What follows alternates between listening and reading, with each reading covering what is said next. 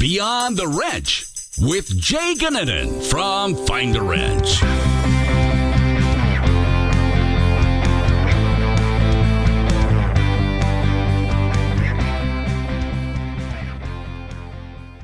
All right, on this week's episode, I'm happy to be joined by my good friend and business partner, Mark Wilson. Mark, how are you today? I'm doing pretty well. How about yourself? Doing good, doing good. It's crazy to me that we're already at the end of 2021, and really that's kind of the whole point of this podcast is to take a look back at the things that we've maybe done over the course of this year, some of the stuff that we're going to do moving forward, and just kind of recap what I would say was a year of change, a lot of different change. So let's start with that. Let's talk about with WrenchWay. This is obviously a growing platform. How how did things look this year? What we had some change, I would say, and that's probably putting it lightly. Yeah, definitely. And I'd agree. It's crazy. I feel like you say that we all say this every year of how fast it goes by, and this year was no exception to that. But then also, it's weird when you look at things in a different perspective. You and I just got done going through probably half of our employee reviews this week and the other half next week. And so on one hand, the year flew by, but then also when we were talking to some employees about some stuff like School Connect, for instance, which we launched in February of 2021, both of us were like, wait a minute, that was not 2021, that was 2020 we launched that, and it definitely was. So and it's crazy how fast it goes when you think of it one way, but then also that seems like 5 years ago that we launched that. But yeah, we had an amazing year, both kind of on the financial side, the traditional business metrics, but then on the team side, and then on our mission as well. I think we're making progress, and we're not doing it alone, nor do we claim to. But I think we're building awareness of how great this industry and profession can be. But at the same time, there are challenges and things that do need to be fixed, and we can't sweep them under the rug. So I think we're hitting on all cylinders of those from an actual product standpoint. A couple highlights for me for the year, definitely School Connect. We brought Kristen Battaglia on to lead that side of things. She's been awesome. Most people listening probably know who she is. She's been on the podcast. She's very active on LinkedIn. I think we have about 200 schools on it now. We have enhancements coming next year for it.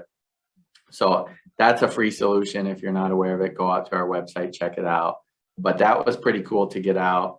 I have a list of a couple others, but maybe you want to comment on the School Connect side first.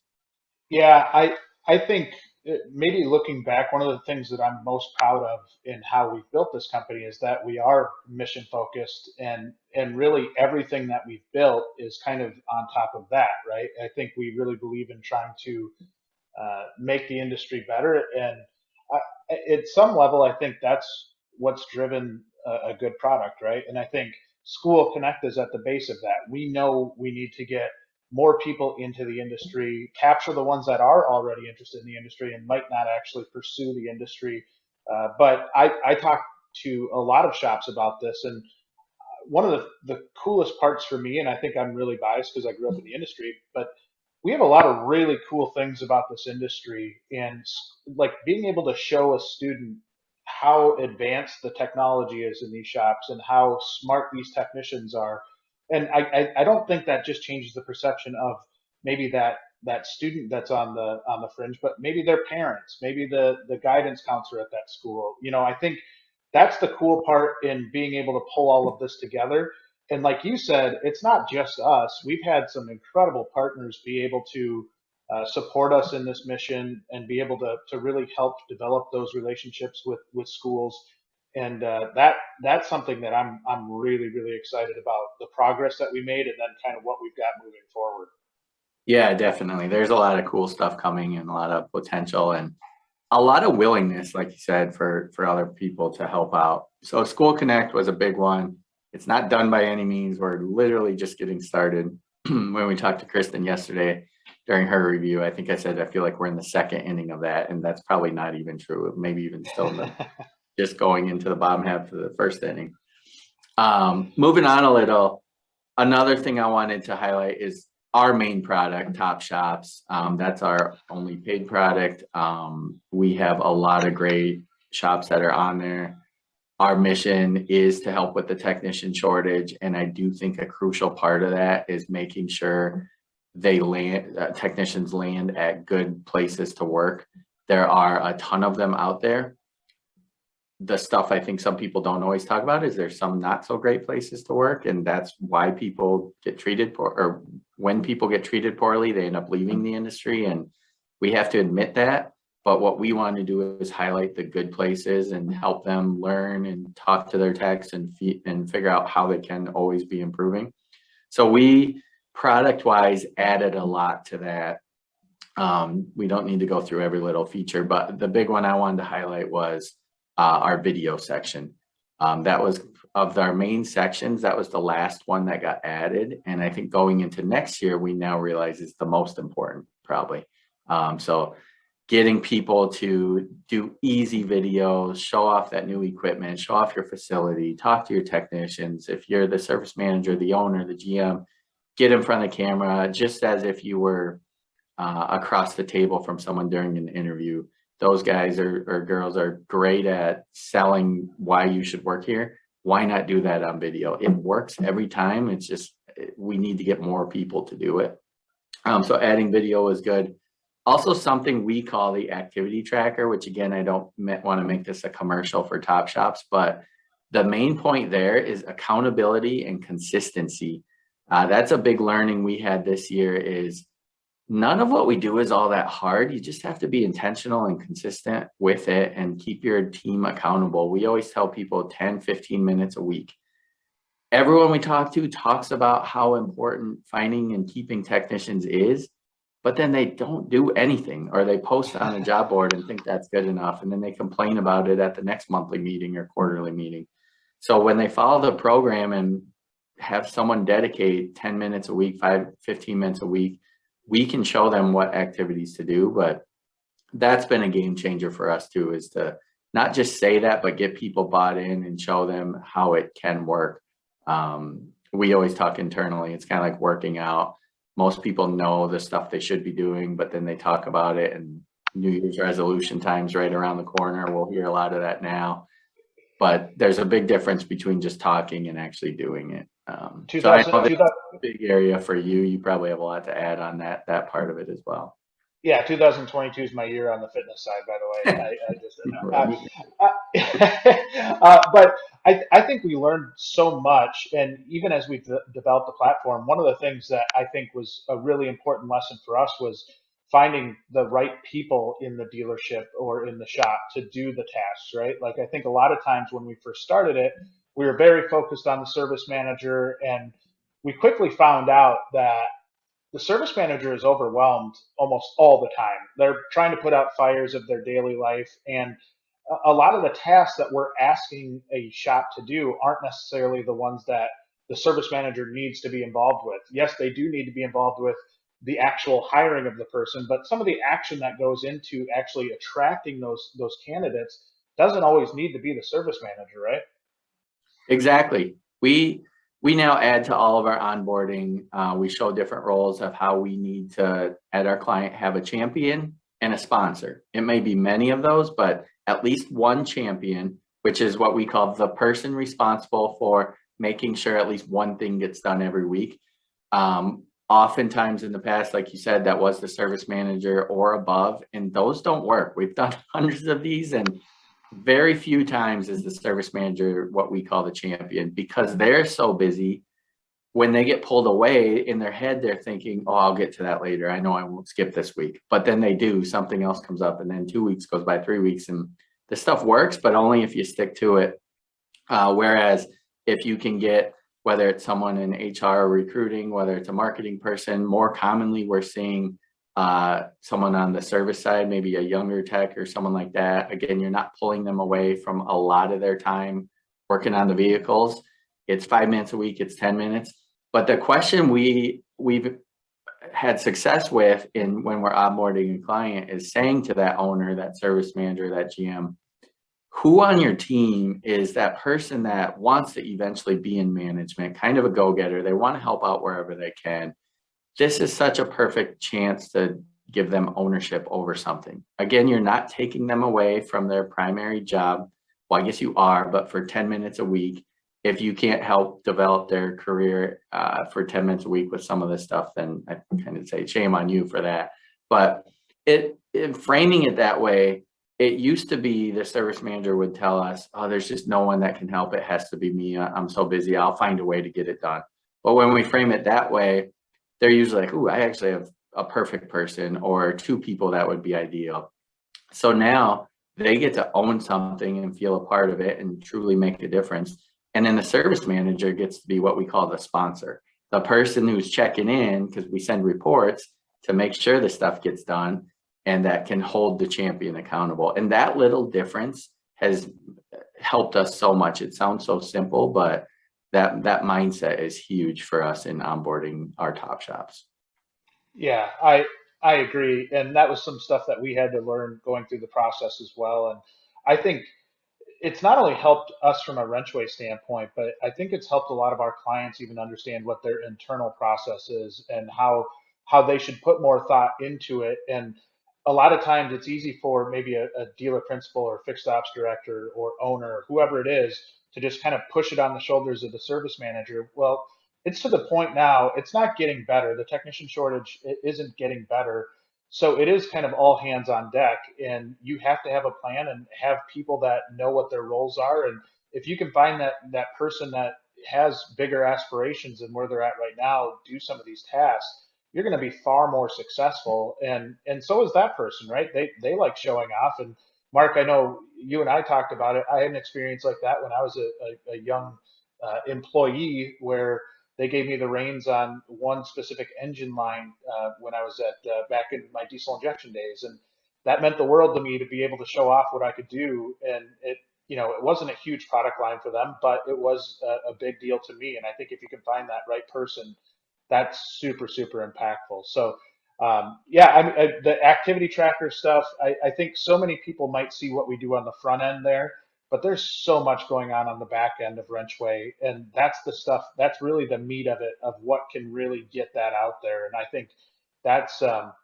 that's where we've made a lot of progress. I feel like as a company in this last year is understanding maybe the inner workings of a lot of the people that we work with, and trying to help them out there. So Ben, I love that part of the business. Yeah, definitely. And the more people we get using it, just like any product, the more suggestions we get, the more streamlined things get, and the more features we add. And it's fun to see it evolve, definitely. So I feel really proud of everything we've done with our Top Shops program. I have two more kind of product things I want to touch on. You bet. Maybe won't be as long, but big one was reverse job posts. We got that out, I think, end of July. It's been really cool to see that grow. Admittedly, we still have work to be done to, make things one click instead of two, or, the way it's laid out on the page. Overall, the feedback has been great, but it is a first version of a product. We've had a lot of success stories. We've seen where people get hired. A challenge. So I guess if you don't know what that is, I'll spare you the commercial, but go check that out. But it's, in our opinion, a better way for technicians to find a new employer if they're not happy with where they're at. So basic concept is they fill out a profile.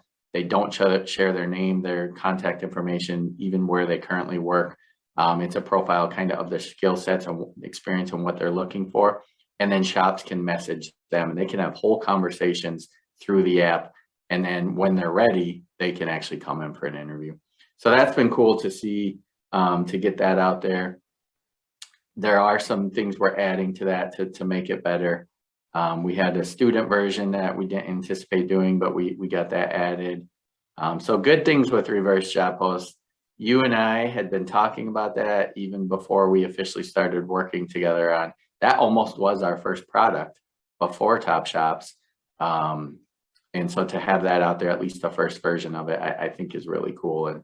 And the dev team did an awesome job on that as well. Yes, they did. Yes, they did. They're a talented group. We've gone through some of their reviews, and I always say, like, when I talk to them, if you ever want to feel stupid, talk to our dev team, because they are some really, really smart people. Well, even that though, and they are very intelligent.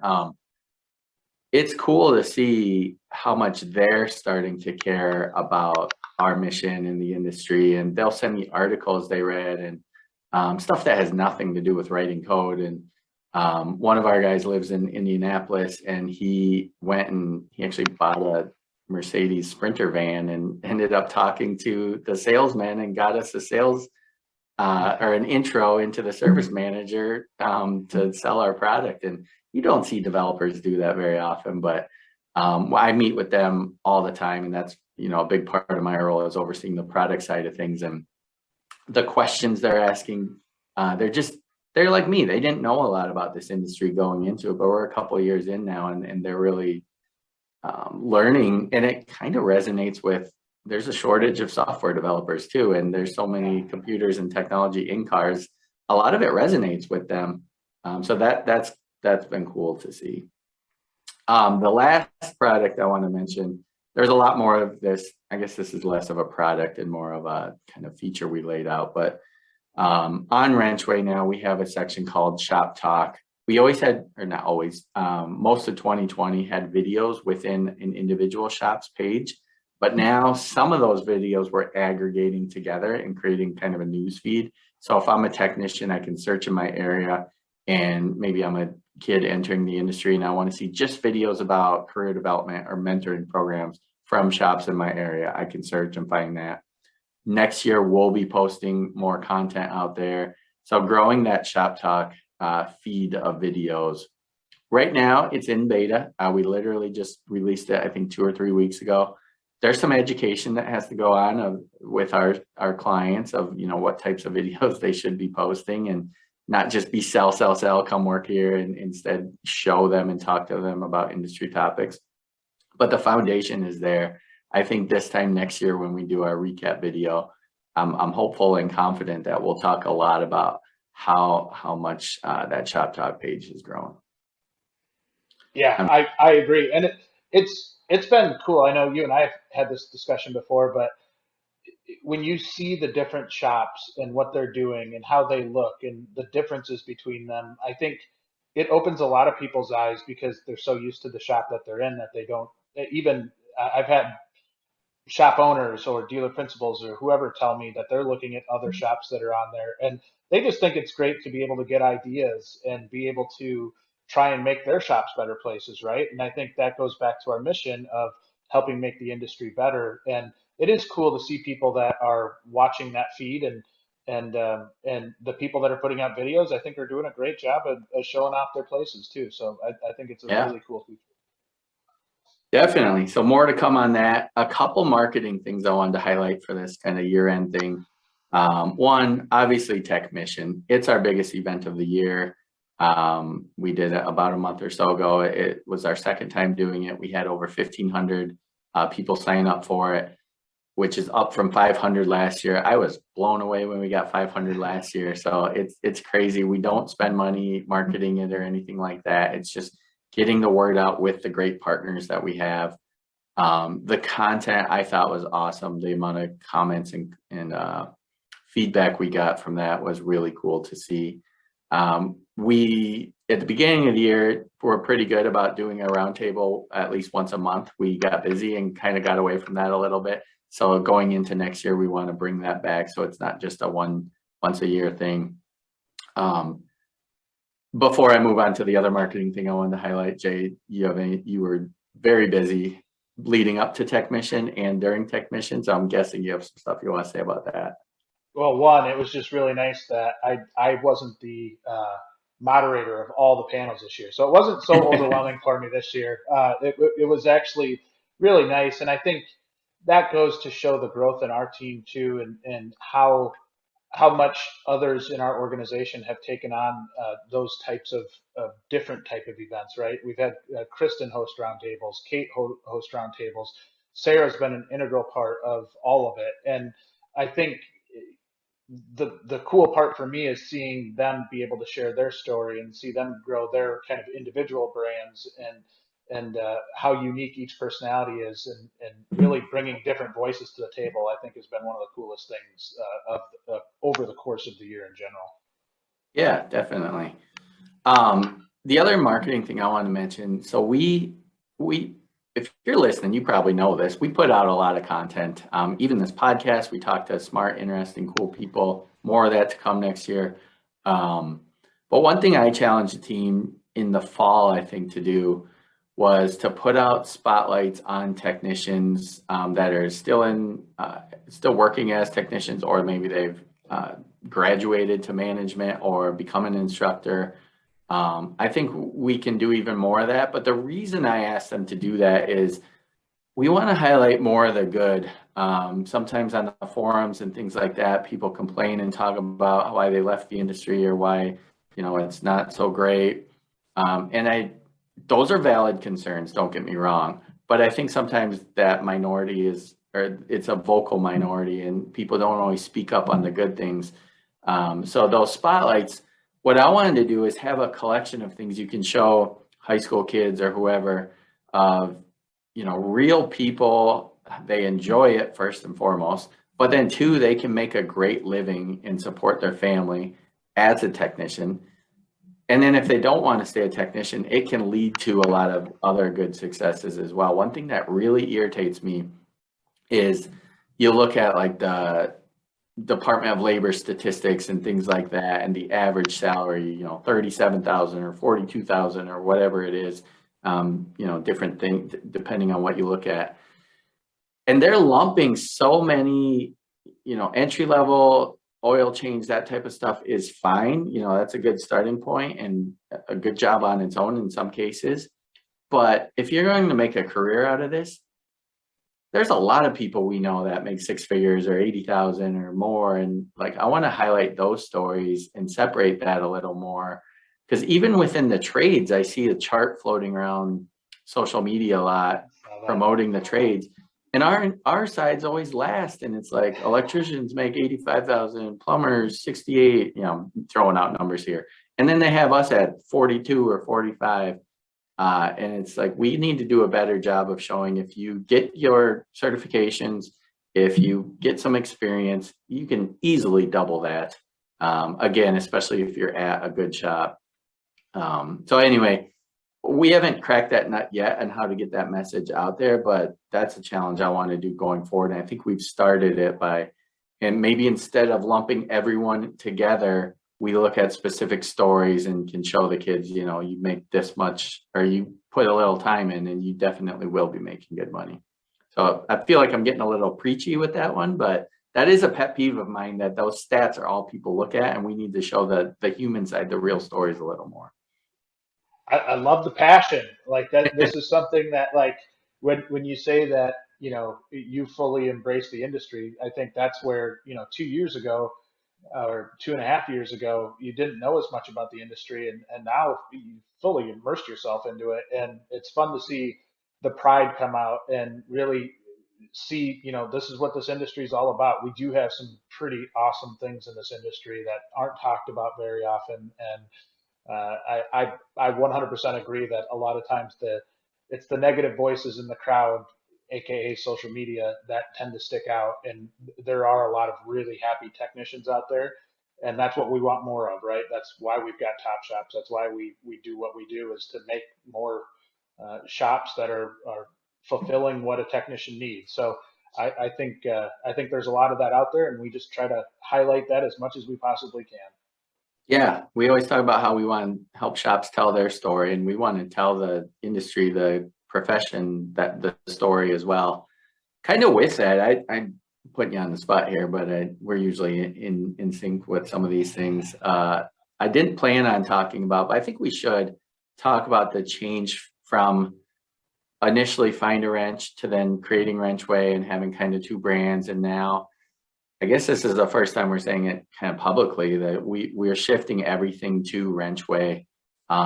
We still believe in everything Find a Wrench was, but I think we kind of outgrew it a little. So just for background, when we started WrenchWay, there's nothing wrong with Find a Wrench and being recruiters, but even the name itself, it we were recruiting for technicians, and we wanted a bigger mission, something where helping companies recruit was key to it, but doing things with retention, working with schools, other programs we have coming up, it allowed us to spread our wings a little bit and take on that more mission element of it.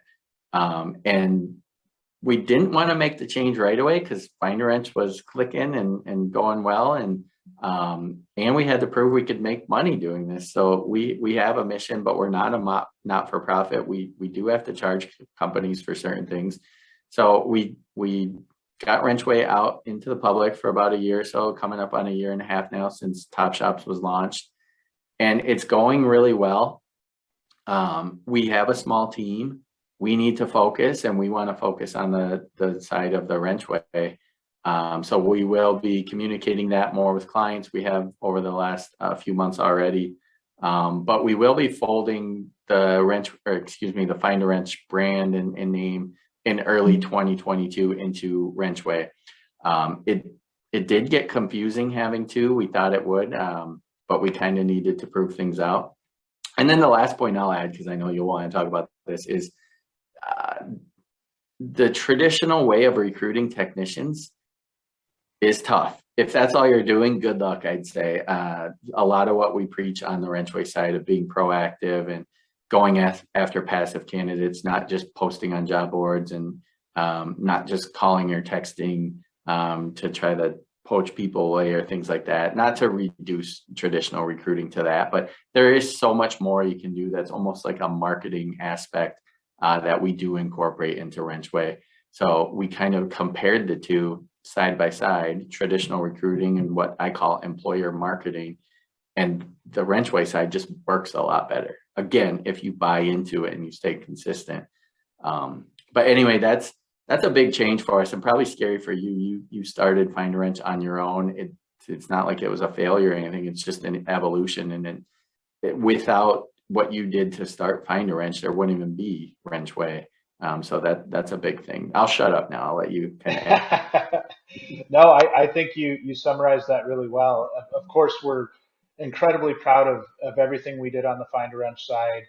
I think everything we learned during that time, it'll be basically a 5-year shelf life of what Find a Wrench was, and it really took all of those lessons and learning what we learned on the recruiting side to be able to apply into the WrenchWay side to make that a really solid product. So, we had grown the Find a Wrench side really, really fast. It was we had a lot of really good partners on that side, and over the course of the past couple of years, you could start to see the effectiveness of job boards just start to get less and less and less. The job boards got busier and busier.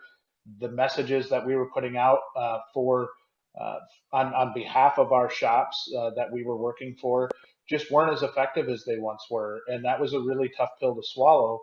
But it also was something where I think you look at it from a growth standpoint and what we built up in terms of a following on the Find a Wrench side, and again, it's something that I'll forever be super proud of, but also fully acknowledge the fact that we needed to shift, and we needed some technology to kind of back this up, and it's almost like the teaching how to fish analogy, right? Like it's we can fish for you, but if we can teach you how to fish, it's probably going to be much more effective. And I think that's really where it led us. And it's always a tough decision when you put so much hard work into a brand to kind of turn that switch off. But in this sense, it made all the sense in the world to do this, to get clarity of our brand, to get clarity of our product, and really use all of the principles and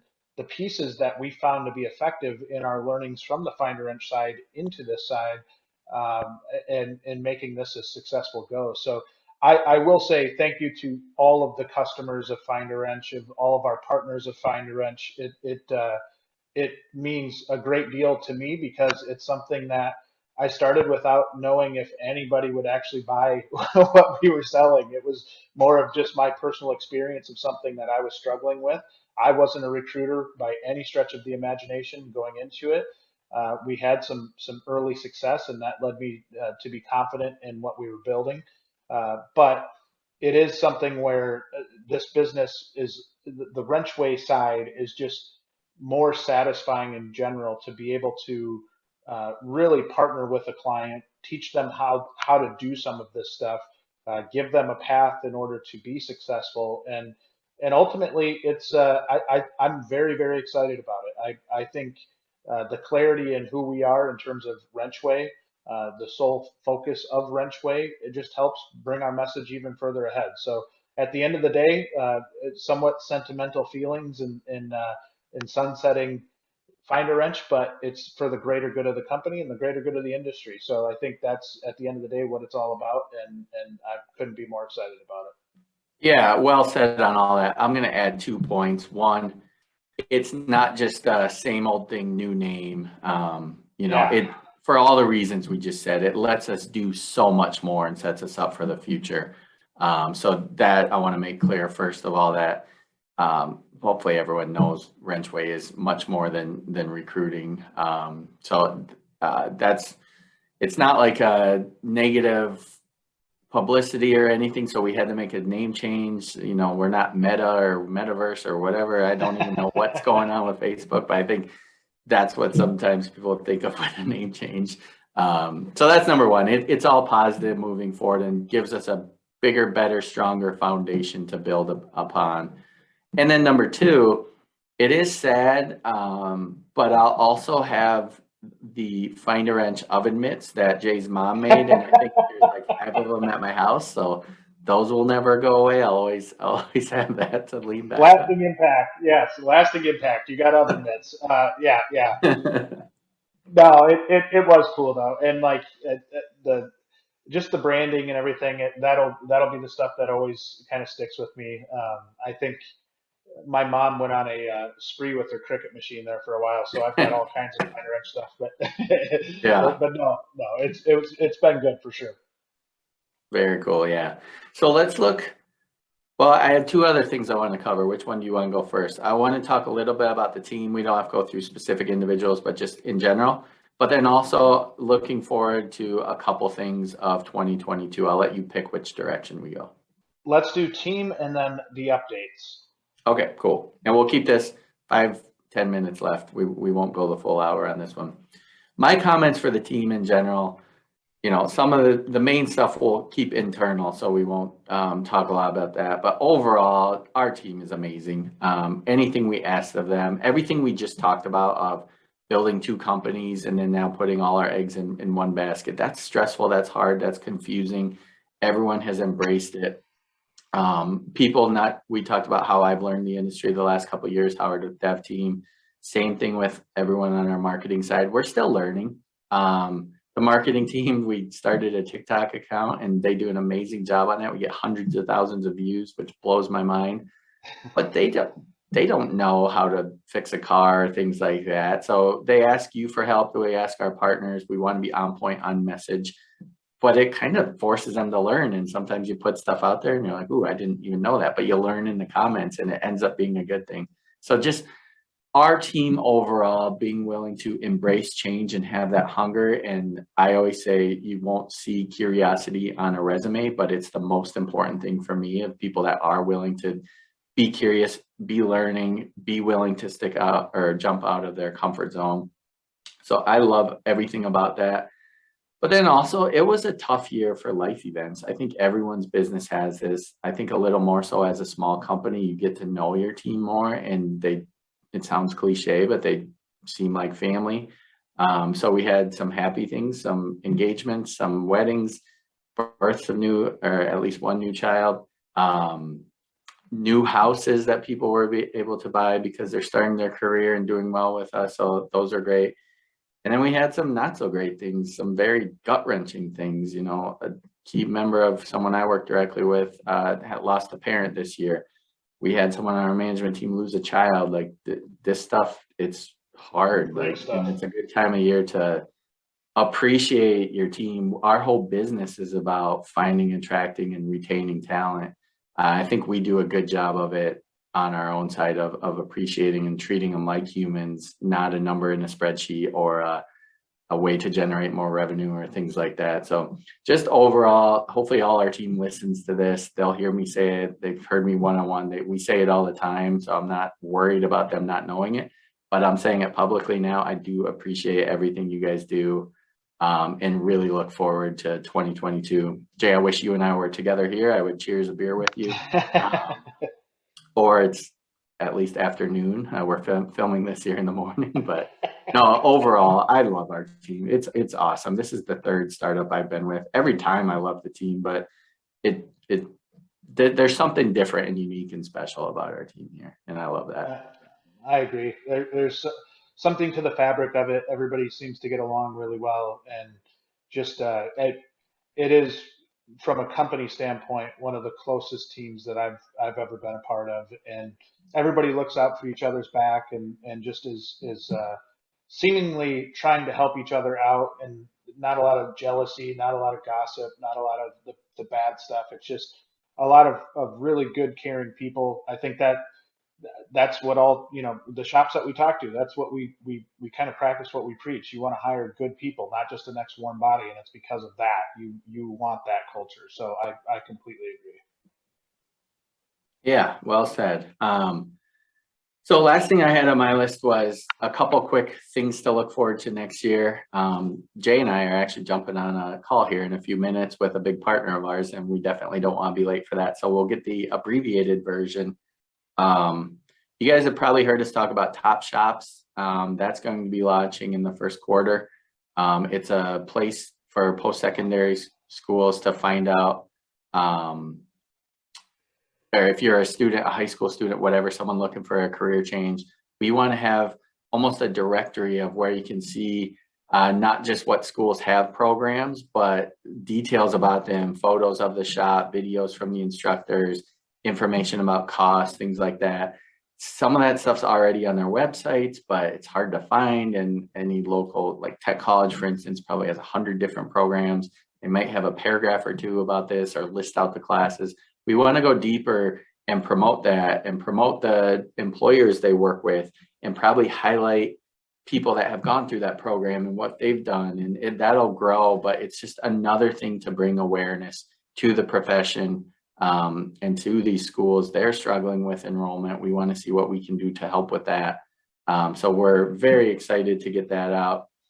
We'll always be adding new features to our Top Shops program.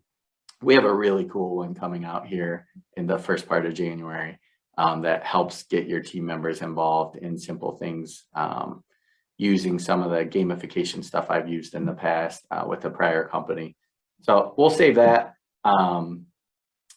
I guess, yeah, I'm not going to go through feature by feature because we're limited on time, but overall, we'll continue to build awareness and create positivity about the industry, while also not pretending the negativity doesn't exist or the potential improvements don't exist. 'Cause it's important to not focus on those, but to at least talk about those as well. So those are my highlights going into 2022. What do you got, Jay? I think for me, our company as a collective going into 2022 is set for a really big year. And I don't say that just from like a pat ourselves on the back type of standpoint, but just genuine excitement from my end on the impact we can have on the industry, from anybody, in high school to tech school to all the way through their career, being able to really impact the industry in a positive manner, and really hopefully start to change some of the perception that's out there, and then change, just change maybe some of the stuff that sucks out there too, right? There is some stuff that's not great, and that I think we can do a better job at. So the more content we put out, I'm super excited about the content that we'll put out in 2022. I'm proud of the content that we put out in 2021, but just kind of the focus we have on that, I think, is different than a lot of companies. We put a lot of focus on, and time and effort and money into this stuff, so that we produce, non-salesy content, stuff that we're not just, pumping ourselves up. It's pumping the industry up, getting smart people to talk about these really important issues. And so for me, it's the content, it's the product itself, the enhancements that we continue to add. I think the people that signed up for WrenchWay at the very beginning to now, and the people that were early adopters of this, have seen the growth in the platform and seen how much value we've added on top of the stuff that was our foundation. So uh, we're going to keep doing that. We're going to keep adding value. We're going to keep doing everything we can to make sure that when somebody signs up on our program, that they see true value out of it. And that to me is the most important piece, and really kind of what gets me up in the morning, is to make sure that we take care of our people.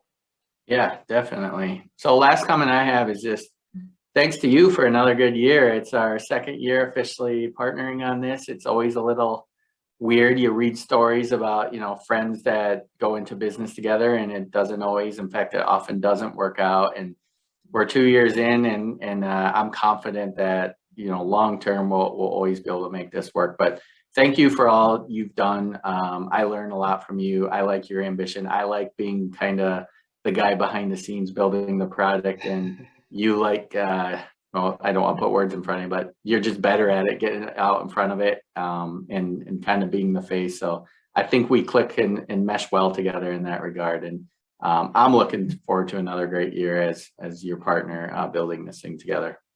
Same to you, man.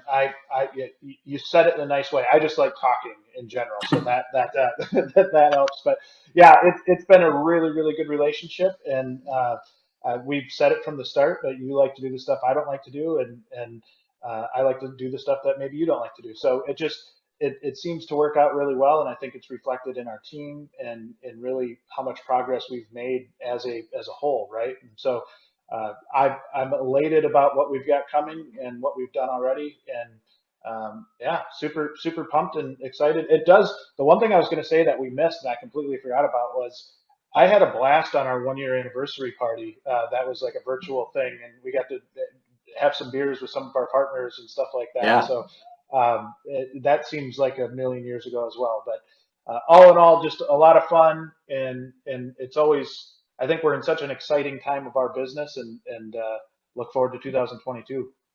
Yeah, agreed. I think this probably will come out next week after Christmas, but we're recording it here on December 23rd, Festivus. So enjoy Festivus. Have a Merry Christmas, and hope your family's doing well, and I'll see you next week. Yes. Happy holidays, everybody. And thank you for all your support in 2022 or 2021. The podcast, we had some great numbers for the podcast, and we can't tell you how much we appreciate all the support, not only in the podcast, but in WrenchWay in general. So thanks to everybody out there. Look forward to talking to you again in the new year.